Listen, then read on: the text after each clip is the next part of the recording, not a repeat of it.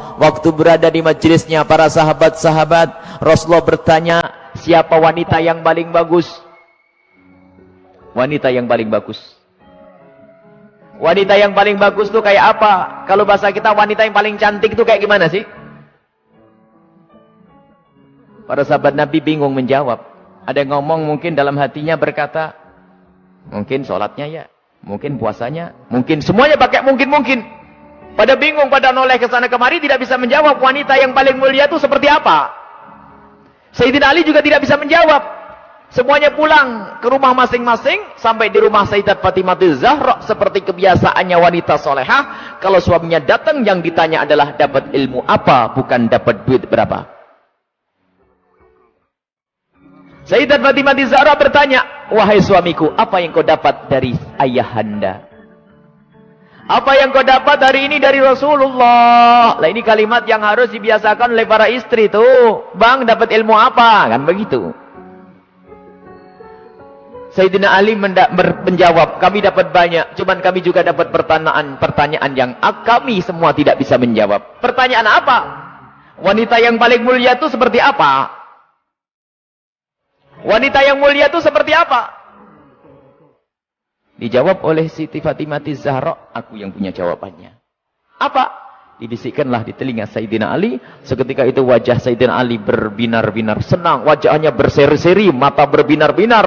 Aku menemukan jawaban. Pasti aku nanti bakal dibanggakan oleh Rasulullah karena sudah punya jawaban. Di esok harinya ketemu lagi dengan Rasulullah. Siapa yang sudah punya jawaban? Para sahabat Nabi masih bingung. Tiba-tiba Sayyidina Ali berkata, kami punya jawaban ya Rasulullah. Siapa wanita yang paling bagus? Dijawab, wanita paling bagus adalah yang tidak pernah melihat laki-laki dan tidak pernah dilihat laki-laki. Rasulullah paham siapa yang ngasih tahu. Siapa yang ngasih tahu? Sayyidina Ali malu. Yang ngasih tahu tentu orang yang paling dekat denganmu ya Rasulullah. Sayyidat Fatimah Zahra yang membisikkan bahwasanya wanita mulia adalah yang tidak pernah melihat laki-laki dan yang tidak pernah dilihat laki-laki. Maknanya apa? Bukan tidak melihat seperti ini, maknanya apa? Kalau dilihat laki-laki nggak senang. Dan kalau ada laki-laki tidak penasaran, siapa itu? Oh hidungnya, oh bukan itu rendah. Dan wanita mulia adalah di saat dilihat laki-laki itu merasa tidak nyaman, bukan malah goyang pinggulnya yang entahkannya. Ini wanita-wanita rendah. Malu kalau dilihat. Kalau merasa ada laki-laki memperhatikan, merasa risih. Itu iman di dalam hatinya. Itu kemuliaan. Itu wanita mulia. Itu maksudnya. Bukan lalu menutup, tak boleh dilihat. Aku harus di kamar saja. Bukan. Keluar. Dengan cara yang wajar. Dengan mahram. Dengan kelombongan wanita. Dan danannya tidak pamer. Yang sederhana. Akan tapi lihat. Di saat diperhatikan laki-laki merasa risih hatinya.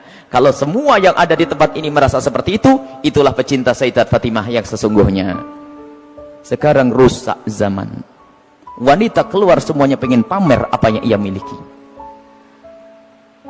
Sudah begitu ngaku, aku pengikut Rasulullah. Aku sering hadir marhabanan. Maulid Nabi, ribuan manusia. Yang datang, aku insya Allah dapat syafaatnya Rasulullah. Tapi nggak nyambung dengan Sayyidat Fatimah Zahra. Jadi kita harus berusaha untuk menjadikan diri para wanita-wanita ini merasa tidak nyaman, tidak senang kalau tubuhnya diperhatikan oleh kaum pria. Ini iman, itu kemuliaan. Jadi tidak nyaman. Dan itu ada sifat-sifat semacam ini. Ada merasa risih.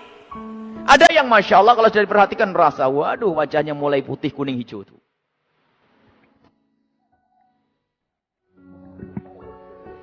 Ada kalau sudah diperhatikan laki-laki berubah semuanya. Mulai cara berjalannya, mulai cara ininya Masya Allah. Sampai cara ngomongnya di model-model. Pasti itu wanita yang tidak pernah kenal Sayyidat Fatimah Zahra. Dan ini maksudnya tidak melihat dan tidak dilihat itu adalah menjauhkan hari hatinya. Rasa senang pamer dan dananya. Sampai suara pun dijaga.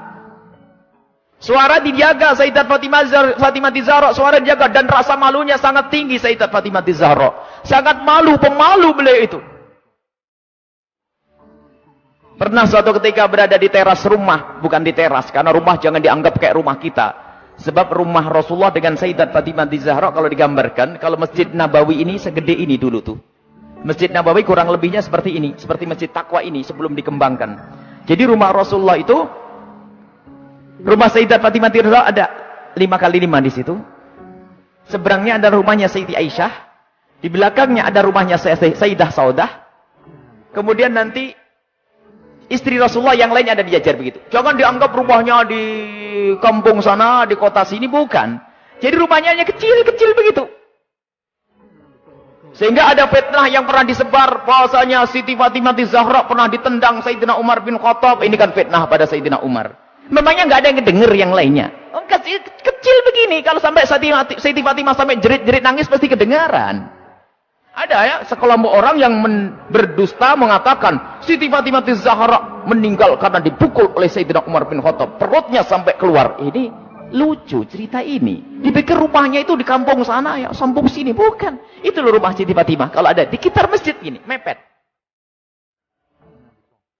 5x5, 4x3, rumahnya itu rumah. Rumah dipikir rumah kayak apa begitu, bukan. Jadi rumah Rasulullah dan semua keluarganya itu kalau dikumpulkan hanya 200 meter. Allah. Dan sangat sederhana, sangat sederhana. Nah itulah, suatu ketika Sayyidat Fatimah Zahra berada di depan kamar, di depan rumah. Bersama Asma binti Umais. Asma binti Umais itu adalah bekas istrinya Ja'far At-Tayyar. Di saat itu ada jenazah yang lewat. Ada jenazah yang lewat. Dan di saat ada jenazah yang lewat, tiba-tiba Siti Fatimah menangis. Menangis. Dan menangisnya nggak kira-kira. Sampai Asma ketakutan. Kenapa wahai binta Rasulillah, wahai putri Rasulullah, engkau menangis seperti itu? Ada apa? Kenapa engkau menangis? Baru setelah reda bisa menjawab. Aku menangis, aku nanti pasti akan mati. Tentu engkau akan mati. Engkau akan mati. Bukan masalah kematian, tetapi aku tidak ingin nanti seperti itu. Kenapa dia? Lihat, semua orang yang meninggal akan diperlakukan seperti itu, dibungkus dengan kain kafan, lalu diangkat di kepalanya manusia-manusia, lekuk-lekuk tubuhnya terlihat. Alangkah malunya aku nanti jika aku mati, lalu diangkat di atas kepala manusia, lalu lekuk-lekuk tubuhku terlihat. Oh, mikir lekuk tubuhnya. Subhanallah. Setelah mati itu yang digambarkan, bukan waktu hidup. Ini ngaku pecinta Fatimah Zahra, ngaku pecinta Sayyidat Fatimah Zahra, tidak pernah merasa risih lekuk tubuhnya dilihat orang. Jadi Siti Fatimah Zahra itu merasa malu kalau nanti dilihat setelah meninggal. Lalu Asma bercerita, wahai Fatimah, waktu aku di Habasyah, aku melihat ada orang itu, kalau ada orang meninggal, itu dibuatkan satu kotak. Kemudian mayat dimasukkan ke dalam kotak, kemudian ditutup pelepah korma, sehingga tidak kelihatan itu. Kalau bahasa kita keranda. Mendengar jawaban seperti itu, Sayyidat Fatimah Zahra sangat senang dan menyambut dengan kegembiraan Asma. Aku berwasiat, kalau aku mati nanti, tolong dibuatkan aku seperti itu. Dan akhirnya setelah Sayyidat Fatimah Zahra meninggal, Asma sendiri yang membuat untuk Sayyidat Fatimah Zahra. Dan inilah di dalam sejarah disebutkan bahwa pertama kali orang pakai keranda di dalam Islam adalah Sayyidat Fatimah Zahra. Bukan masalah pertamanya, tapi kita harus tahu maksudnya apa. Ini loh yang penting. Maksudnya adalah menjaga kehormatan. Padahal juga nggak apa-apa orang mati, kelihat auratnya pun tidak dosa.